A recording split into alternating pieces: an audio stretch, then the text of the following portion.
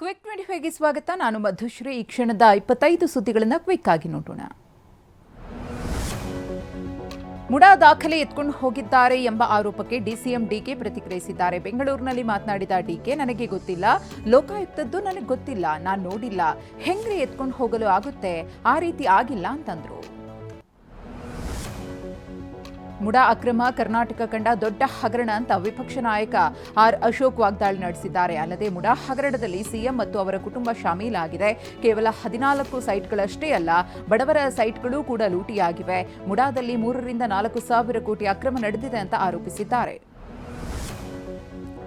ಮುಡಾ ಅಕ್ರಮ ರಕ್ಷಣೆಗೆ ಅಧಿಕಾರಿಗಳೇ ಮುಂದಾಗಿರುವುದು ಸರಿಯಲ್ಲ ಅಂತ ಆರ್ ಅಶೋಕ್ ಕಿಡಿಕಾರಿದ್ದಾರೆ. ಭೈರತಿ ಸುರೇಶ್ ಎಷ್ಟು ಫೈಲ್ಗಳನ್ನು ತಗೊಂಡು ಹೋದ್ರೋ ಗೊತ್ತಿಲ್ಲ. ಅದಕ್ಕೂ ಮುಂಚೆ ಅಧಿಕಾರಿ ಮುಡಾ ಫೈಲ್ ತೆಗೆದುಕೊಂಡು ಹೋಗಿದ್ದಾರೆ. ಈ ಪ್ರಕರಣ ಸಿಬಿಐ ತನಿಖೆಗೆ ಕೊಡಬೇಕೆಂದು ಆಗ್ರಹಿಸುತ್ತೇನೆ ಎಂದರು. ಮುಡಾ ಅಕ್ರಮ ಆರೋಪಕ್ಕೆ ಸಂಬಂಧಿಸಿ ನಾಳೆ ಹೈಕೋರ್ಟ್ನಲ್ಲಿ ಅರ್ಜಿ ವಿಚಾರಣೆ ನಡೆಯಲಿದೆ. ಹೀಗಾಗಿ ಇಂದು ಉಚ್ಚ ನ್ಯಾಯಾಲಯಕ್ಕೆ ಲೋಕಾಯುಕ್ತ ಪೊಲೀಸರು ಸಿಎಂ ಪತ್ನಿ ಪಡೆದಿರುವ 14 ನಿವೇಶನಗಳಿಗೆ ಸಂಬಂಧಪಟ್ಟ ತನಿಖೆ, ವಿಚಾರಣೆ, ಮಹಜರು ಸೇರಿ ಎಲ್ಲದರ ಮಧ್ಯಂತರ ತನಿಖಾ ವರದಿಯನ್ನು ಸಲ್ಲಿಸಲಿದ್ದಾರೆ.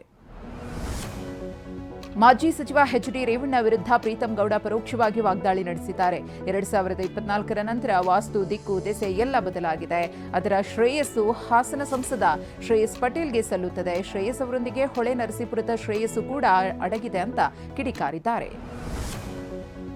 ವಕ್ಫ್ ಬೋರ್ಡ್ ವಿರುದ್ಧ ಯತ್ನಾಳ್ ಟೀಮ್ ಜನಾಂದೋಲನಕ್ಕಿಳಿದಿದ್ದು ಬೀದರ್ನಲ್ಲಿ ಉಗ್ರ ನರಸಿಂಹ ದೇವಸ್ಥಾನಕ್ಕೆ ಭೇಟಿ ನೀಡಿದೆ. ಇಂದು ವಕ್ಫ್ ಬೋರ್ಡ್ ವಿರುದ್ಧ ಜನಜಾಗೃತಿ ಅಭಿಯಾನಕ್ಕೆ ಬಿಜೆಪಿಯ ರೆಬೆಲ್ ಟೀಮ್ ಚಾಲನೆ ನೀಡಿದೆ.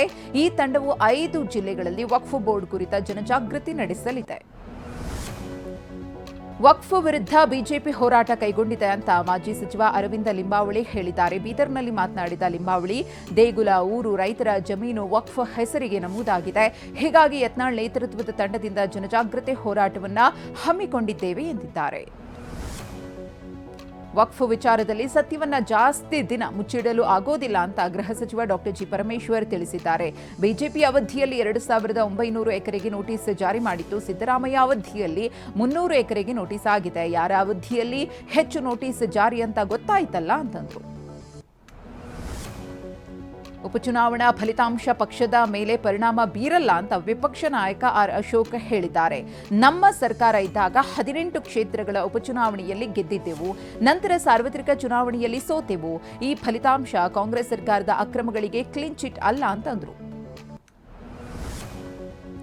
ಜೆಡಿಎಸ್ ಶಾಸಕರನ್ನ ಕರೆತರುತ್ತೇನೆಂಬ ಸಿಪಿವೈ ಹೇಳಿಕೆಗೆ ಮಾಜಿ ಸಚಿವ ಸಾರಾ ಮಹೇಶ್ ವಾಗ್ದಾಳಿ ನಡೆಸಿದ್ದಾರೆ. ಮೈಸೂರಿನಲ್ಲಿ ಮಾತನಾಡಿದ ಸಾರಾ ಮಹೇಶ್, ಮೊದಲು ಕಾಂಗ್ರೆಸ್ ಪಕ್ಷದ ಶಾಸಕರ ಬಗ್ಗೆ ಗಮನ ಹರಿಸಲಿ, ಆಮೇಲೆ ಬೇಕಿದ್ರೆ ಜೆಡಿಎಸ್ ಶಾಸಕರ ಖರೀದಿಯ ಬಗ್ಗೆ ಮಾತನಾಡಲಿ ಅಂತ ಕಿಡಿಕಾರಿದ್ದಾರೆ. ಜನ ಡಿಕೆಗೆ ಒಕ್ಕಲಿಗರ ನಾಯಕತ್ವ ನೀಡಿದ್ದಾರೆಂಬ ಸಿಪಿವೈ ಹೇಳಿಕೆಗೆ ಆರ್ ಅಶೋಕ್ ತಿರುಗೇಟು ಕೊಟ್ಟಿದ್ದಾರೆ. ಹಣ, ಅಧಿಕಾರ ಬಲದಿಂದ ಕಾಂಗ್ರೆಸ್ ಉಪಚುನಾವಣೆಯಲ್ಲಿ ಗೆದ್ದಿದೆ. ನಮ್ಮ ಪಕ್ಷದಿಂದ ಅಭ್ಯರ್ಥಿಯನ್ನು ತೆಗೆದುಕೊಂಡು ಹೋಗಿದೆ. ಕಾಂಗ್ರೆಸ್ ಈಗ ಒಕ್ಕಲಿಗ ನಾಯಕತ್ವ ಬಂದಿದೆ ಅಂದ್ರೆ ಏನರ್ಥ? ಡಿಕೆಗೆ ಒಕ್ಕಲಿಗ ನಾಯಕತ್ವ ಸಿಕ್ಕಿದ್ರೆ ಲೋಕಸಭೆಯಲ್ಲಿ ಯಾಕೆ ಸೋತ್ರು ಅಂತ ಪ್ರಶ್ನಿಸಿದ್ದಾರೆ. ಡಿಸೆಂಬರ್ 10ರಂದು ಪಂಚಮಸಾಲಿ ಸಮಾಜಕ್ಕೆ ಮೀಸಲಾತಿಗೆ ಆಗ್ರಹಿಸಿ ಬೆಳಗಾವಿಯ ಸುವರ್ಣಸೌಧ ಮುತ್ತಿಗೆ ಹಾಕಲಾಗುವುದು ಅಂತ ಜಯ ಮೃತ್ಯುಂಜಯ ಸ್ವಾಮೀಜಿಗಳು ತಿಳಿಸಿದ್ದಾರೆ. ಸಾವಿರಾರು ಜನ ಡಿಸೆಂಬರ್ 10ರಂದು ಹೋರಾಟದಲ್ಲಿ ಭಾಗಿಯಾಗ್ತಾರೆ. ಹೋರಾಟದ ವೇಳೆ ಅನಾಹುತ ಆದರೆ ಸರ್ಕಾರವೇ ಹೊಣೆ ಎಂದಿದ್ದಾರೆ. ಮಂಡ್ಯದ ನಾಗಮಂಗಲ ತಾಲೂಕಿನ ಕಾಡ ಅಂಕನಹಳ್ಳಿಯಲ್ಲಿ ರಸ್ತೆಗೆ ಹಾಲು ಚೆಲ್ಲಿ ರೈತ ಮಹಿಳೆಯರು ಆಕ್ರೋಶವನ್ನು ವ್ಯಕ್ತಪಡಿಸಿದ್ದಾರೆ. ಹೊಟ್ಟೆ ಸೇರಬೇಕಿದ್ದ 100 ಲೀಟರ್ ಹಾಲು ಮಣ್ಣು ಪಾಲಾಗಿದೆ. ಸಚಿವರ ದ್ವೇಷದಿಂದ ಹಾಲು ಖರೀದಿಸದಂತಹ ಮನ್ಮೂಲ್ಗೆ ಸೂಚಿಸಿದ್ದಾರೆಂದು ಆರೋಪಿಸಿ ಮಹಿಳೆಯರು ಆಕ್ರೋಶವನ್ನು ಹೊರಹಾಕಿದ್ದಾರೆ.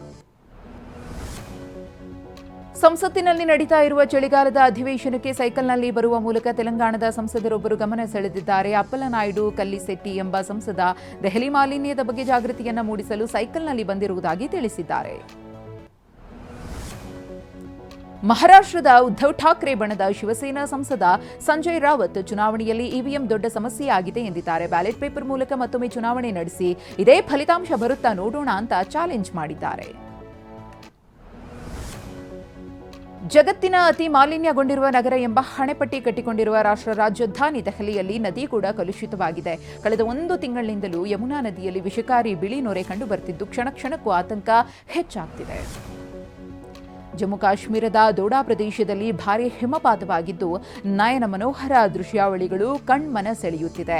ಹಿಮಪಾತದಿಂದ ಪ್ರವಾಸಿಗರು ಖುಷಿಯಾಗಿದ್ದು ಕೂಲ್ ವೆದರ್ನಲ್ಲಿ ಚಿಲ್ ಮಾಡ್ತಿದ್ದಾರೆ. ತಮಿಳುನಾಡಿನ ತುತುಕುಡಿಯ ಕರಾವಳಿ ಪ್ರದೇಶದಲ್ಲಿ ವಲಸೆ ಹಕ್ಕಿ ಫ್ಲೆಮಿಂಗೋ ಹೆಚ್ಚಿನ ಪ್ರಮಾಣದಲ್ಲಿ ಕಾಣಿಸಿಕೊಂಡಿದೆ. ಬಣ್ಣ ಬಣ್ಣದ ಫ್ಲೆಮಿಂಗೋ ಹಕ್ಕಿಗಳು ಪ್ರವಾಸಿಗರನ್ನ ಗಮನ ಸೆಳೆಯುತ್ತಿವೆ. ನೇತ್ರಾಣಿ ದ್ವೀಪದಲ್ಲಿ ನಟ ಡಾಲಿ ಧನಂಜಯ್ ಸ್ಕೂಬಾ ಡೈವಿಂಗ್ ಮಾಡಿದ್ದಾರೆ. ಸ್ನೇಹಿತರ ಜೊತೆ ಡಾಲಿ ಧನಂಜಯ್ ಟ್ರಿಪ್ ಎಂಜಾಯ್ ಮಾಡುತ್ತಿದ್ದಾರೆ. ಸುಮಾರು 45 ನಿಮಿಷಗಳ ಕಾಲ ಡಾಲಿ ಸ್ಕೂಬಾ ಡೈವಿಂಗ್ ಮಾಡಿದ್ದಾರೆ. ಟ್ರಿಪ್ನಲ್ಲಿ ಡಾಲಿಗೆ ಮೈಸೂರಿನ ಗೆಳೆಯರು ಸಾಥ್ ನೀಡಿದ್ದಾರೆ. ರಶ್ಮಿಕಾ ಮಂದಣ್ಣ ಚೆನ್ನೈನಲ್ಲಿ ನಡೆದ ಪುಷ್ಪಾ 2 ಸಿನಿಮಾದ ಪ್ರಚಾರದ ವೇಳೆ ಲವ್ ಲೈಫ್ ಬಗ್ಗೆ ಪರೋಕ್ಷವಾಗಿ ಸುಳಿವು ನೀಡಿದ್ದಾರೆ.